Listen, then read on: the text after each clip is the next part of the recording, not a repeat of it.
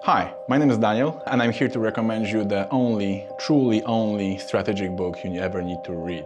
And the book is called Good Strategy, Bad Strategies, and the author is Richard Rumelt, and he is an ex-jet propulsion laboratory engineer, but his greatest achievement is to put together this really solid, really in-depth strategic thinking framework that help people to conceptualize how they want to move from A to B in their respected business. What Mr.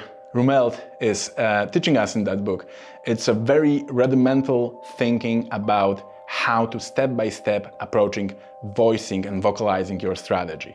Many people think that the strategies are about high level, big words, big sentences, or about very small tactical steps that in the end hopefully going to summarize in a success.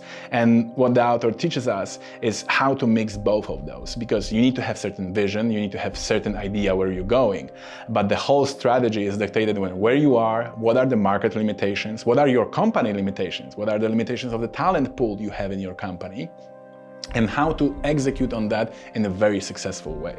And the book is full of theoretical knowledge about strategizing, strategic thinking, and executing on the strategy based on his best cases. And one of the most famous cases he was behind is probably something you all going to know.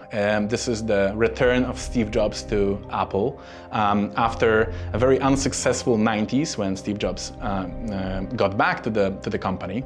He went for Richard Rumelt's advice, and he figured out the strategy. The strategy was as follows. At the moment, Apple was full of dozens of product lines, and what Richard Rumelt taught Steve Jobs is to limit that scope. And that's the way he figured out basically 2 main product lines and 4 main products for the market, and the way he gathered momentum from that saved Apple, made Apple one of the most successful companies in the modern times, and make it one of the most important brands in consumer and professional electronics.